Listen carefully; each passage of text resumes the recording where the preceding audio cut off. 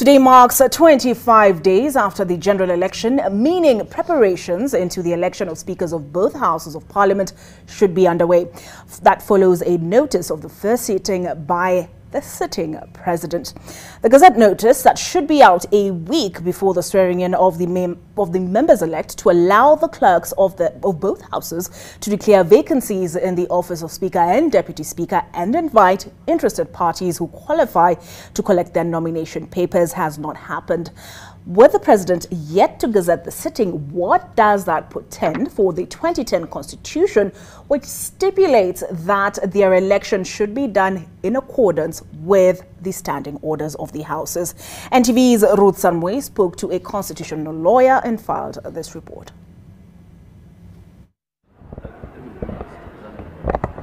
According to Article 126, Part 2 of the 2010 Constitution, the place and date of the first sitting of the House must be appointed by the sitting president, who is Uhuru Kenyatta, and should be within 30 days after the general election. The parliament should be convened almost immediately because there are businesses to be undertaken.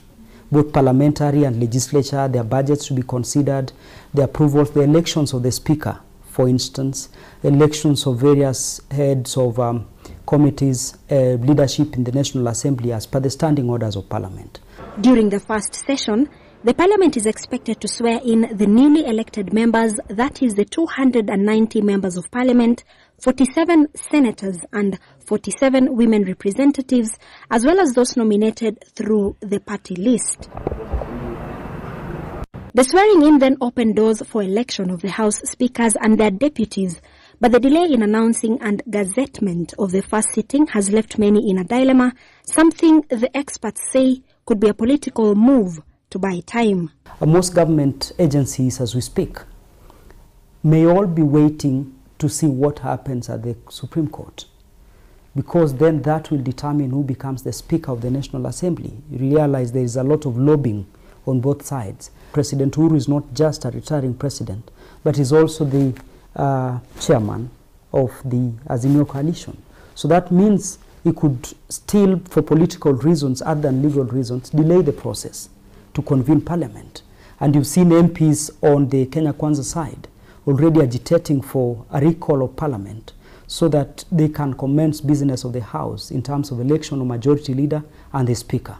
But then the outcome of the court will dictate much as of from Monday next week. But until the election of the House speakers, the incumbent leaders continue to hold their positions until the new office bearers are elected as stipulated in Article 106 of the Constitution on election and vacation of office. Already, the now Bungoma Governor Kenneth Lusaka has vacated office as Senate Speaker.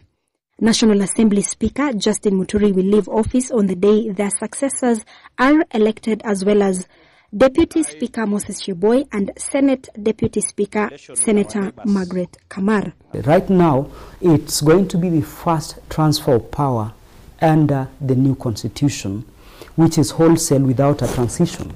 So it means that these gaps that would have been witnessed before are only being witnessed for the first time. And the challenges we are facing now with the composite parliament, a parliament that is evenly divided on both sides, we, up to this level, can't ascertain who will be speaker. The postponed elections in 4 of the 290 constituencies could have thrown the process into a spanner, since the new elected leaders are yet to be gazetted and could tilt the party list nomination. In the case that President Uhuru Kenyatta fails to gazette the place and date for the first sitting of the 13th Parliament by midnight 2nd September, a legal implication could be looming, warn constitutional lawyers. There will be legal implications in terms of the delay will be challenged as to the legality of the new parliament. And if it is done in time, which we do hope, then we wish all the day has not ended, because again, an action founded in an illegality cannot be enforced. So a parliament founded on irregularity will have challenges in court. And the court will have no option but to strictly interpret the law.